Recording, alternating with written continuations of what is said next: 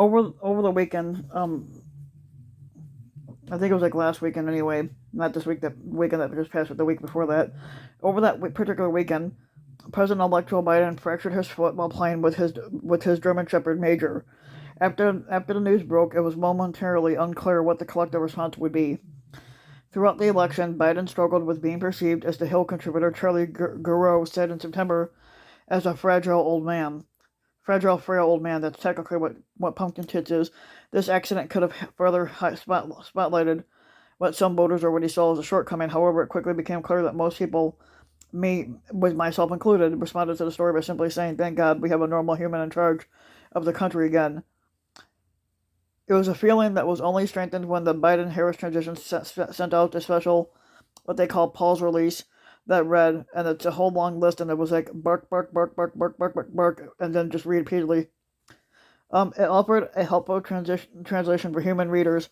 I wish my adopted father a speedy recovery, but I strongly maintain that I have done nothing wrong. I look forward to the Secret Service's investigation, which I expect will confirm that I am a very good boy, basically talking with the dog. The politicians' pets have historically had an important part in the American elections, from the campaign trail to their tenures at the White House. They serve as mascots. Bo and Sonny, the Obama's pair of Portuguese water dogs, were often photographed romping across the White House lawn. But pets also serve as a simple way to relate to constituents. For example, during the Clinton administration, First Lady Hillary Clinton had wrote a children's book called "Dear Socks, Dear Buddy," kids letters to the first pets based on the numerous letters the couple's chocolate lab and the chocolate lab and black and white cat received. They can also imbue their owners with personality traits that those politicians many that may not otherwise display. Remember when Bailey, the Senator Elizabeth Warren's golden retriever, was caught on film stealing a burrito at a campaign event? That happened the same day that Warren announced she would be suspending her campaign. While at the time, the Warren told backers, "I refuse to let disappointment blind me or you to what we've accomplished." Bailey's burrito snatching moment soon became a cultural stand-in for the stress-eaten Warren, and many of her fans likely wanted to do that night. The orange fuck weasel is the first squatter since James K. Polk to never have a presidential pet in the White House. He has a notorious dislike of dogs. In his mind, people are fired like dogs, as was the case with conservative media figures like Eric Erickson and Glenn Beck. They sweat like dogs and die like dogs and choke like dogs and are dumped like dogs. Most recently, as the Washington Post reported, the orange fuck weasel used in his phrase in one of his numerous unfounded claims of voter fraud. If you were a Republican poll watcher, you were treated like a dog. And Pumpkin Tits complained to using one of his favorite put-downs, even though many people treat dogs well. It's like members of their own families. To Pumpkin Tits, a dog isn't the epitome of loyalty, fidelity, companionship, or protection.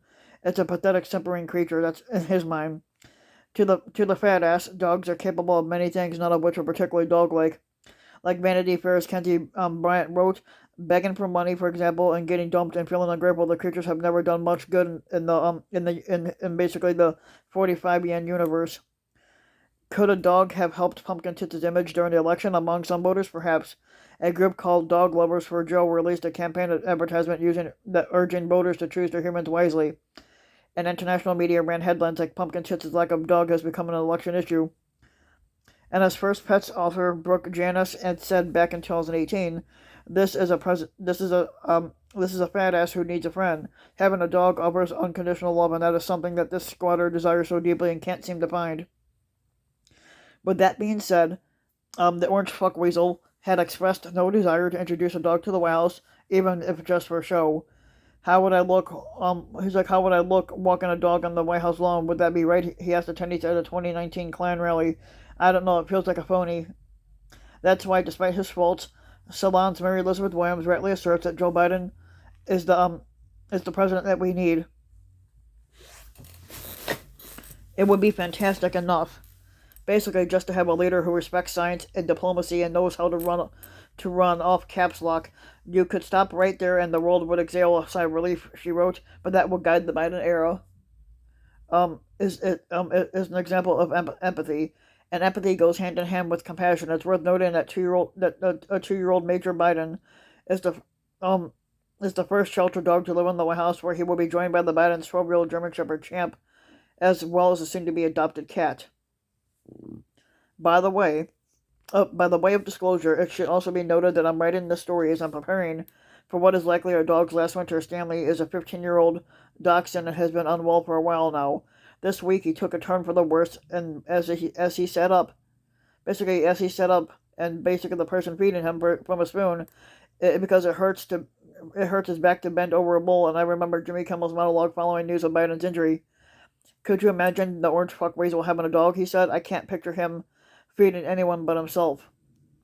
I certainly can't envision Pumpkin Tits caring for a pet through its stages of life, even if it's rambunctious, though not quite like a house-trained dog. To an elderly companion that needs extra attention, then there's no way you catch him spoon-feeding the dog on the floor of the White House kitchen. Joe Biden, though, that I can easily imagine. So if you like the video, give the video a like and subscribe to my channel, Rambin Mike, and also hit the notification bell so that you'll be notified when a new video comes out, and thanks for listening.